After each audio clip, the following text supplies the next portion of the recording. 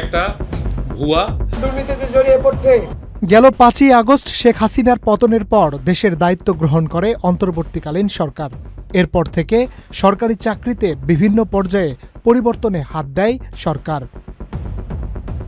2024 সালের 28 August জনপ্রশাসনে senior সচিব পদে চুক্তিভিত্তিক নিয়োগ পান মোখলেছুর রহমান। এরপর জনপ্রশাসন, পুলিশ, শিক্ষা ক্যাডার সহ বিভিন্ন চাকরিতে হয় ব্যাপক রদবদল।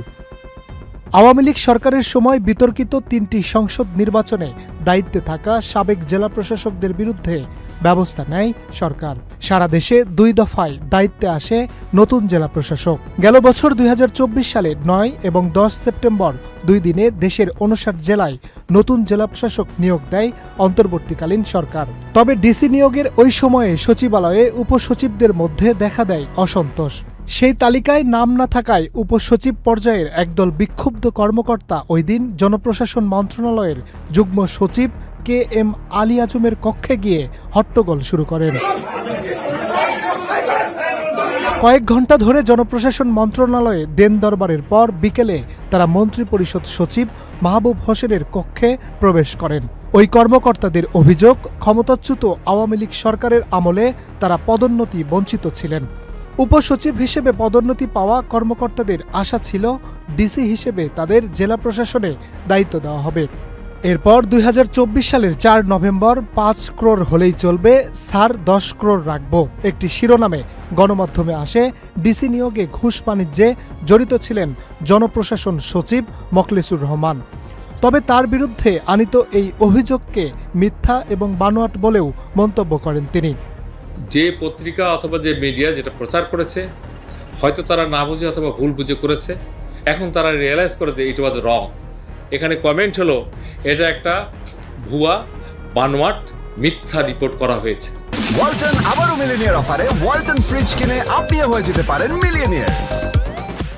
এরপর দেশে নতুন করে আলোচনার জন্ম নেয় জাতীয় নাগরিক পার্টির বহিষ্কৃত এক নেতা গাজী সালাউদ্দিন তানভীরকে নিয়ে, যার বিচরণ ছিল সচিবালয়ে ডিসি নিয়োগে তদারকি করা। এর আগে গণমাধ্যমে শিরোনামে আসে ডিসি নিয়োগে সম্পৃক্ততা ও এনসিটিবির পাঠ্য বই ছাপার কাগজ থেকে 400 কোটি টাকার বেশি কমিশন বাণিজ্যের সাথে জড়িত ছিলেন তিনি।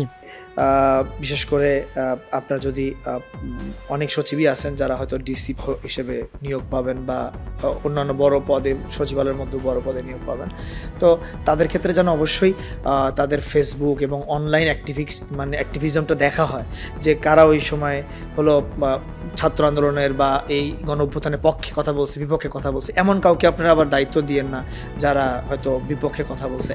এই ঘটনার পর দলীয় শৃঙ্খলা ভঙ্গের অভিযোগে গত 21 এপ্রিল জাতীয় নাগরিক পার্টির এক বিজ্ঞপ্তিতে সালাউদ্দিন তানভীরকে সাময়িক অব্যাহতি দেওয়া হয়।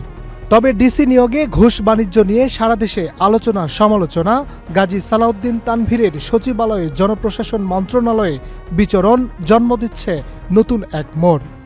ডিসি নিয়োগে ঘুষ বাণিজ্য এবং সালাউদ্দিন তানভীরের সম্পৃক্ততার অভিযোগ দুর্নীতি দমন কমিশনের কাছে তদন্ত চেয়ে সরব সোশ্যাল মিডিয়া। যে উপদেষ্টারা রয়েছেন তাদের পিএস এপিএসরা দুর্নীতিতে জড়িয়ে পড়ছে।